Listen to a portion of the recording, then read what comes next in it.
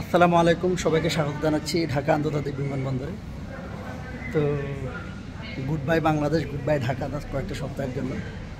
পিছনে বিমান দেখে বুদ্ধিমানরা বুঝে গেছেন আমার গন্তব্য কোথায়।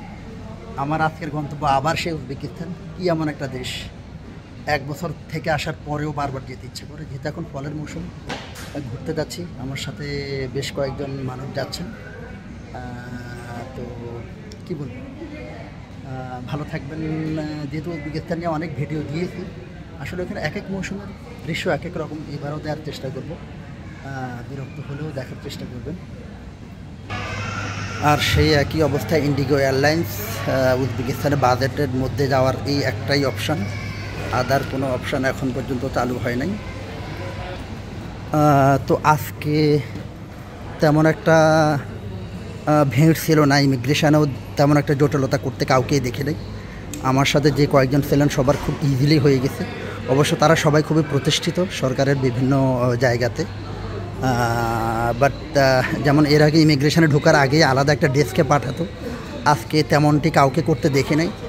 তার মানে হয়তো বা এখন ইমিগ্রেশন সহনশীল হয়ে গেছে। সে যাই হোক, অনেকের সাথে দেখা হচ্ছে, সবাই বলতেছেন সে একই কথা। আমার জন্যই উজবেকিস্তান ওনারা যাচ্ছেন, আমাকে আমার ভিডিও দেখে উজবেকিস্তান সম্পর্কে জানতে পারছেন। তো সত্যি বলতে কি, গত 6 বছর ধরে যেহেতু আন্তর্জাতিক জবটা করি, বিভিন্ন দেশে যাওয়া হয়, তো ফ্লাইট ট্রাভেলিং করা এটা আমার কাছে একদমই সাধারণ একটা ব্যাপার হয়ে গেছে।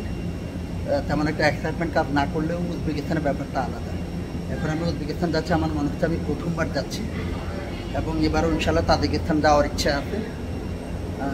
বাট ভালো লাগতেছে, যেটা বারবার বলতেছি, উজবেকিস্তান এমন একটা দেশ যেখানে আপনি একবার গেলে বারবার যেতে ইচ্ছা করবে।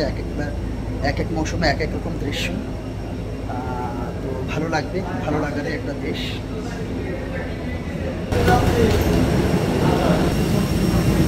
বিসমিল্লাহির রহমানির রহিম।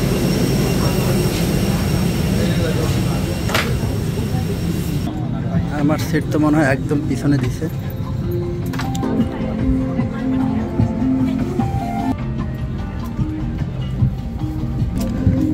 ইন্ডিগো ফ্লাইট খুবই বোরিং একটা ফ্লাইট, কারণ এদের স্ক্রিন নেই, সময় কাটানোর কোনো সুযোগ নেই এদের বিমানগুলোতে। ইমার্জেন্সি এক্সিটের পাশেই সিটটা পড়ে। তো ভিডিওটা শেষ করতেছি, দেখা হবে ইনশাল্লাহ উজবেকিস্তানে আবারও এবং বারবার। সেই তাশকন্ত, সমরকন্দ, বুখারা, আন্দিজান এবং আরও কয়েকটা শহর আছে যেগুলোতে আমি এর আগে যাইনি, সেগুলোতে ইনশাল্লাহ এবার যাওয়ার চেষ্টা করব।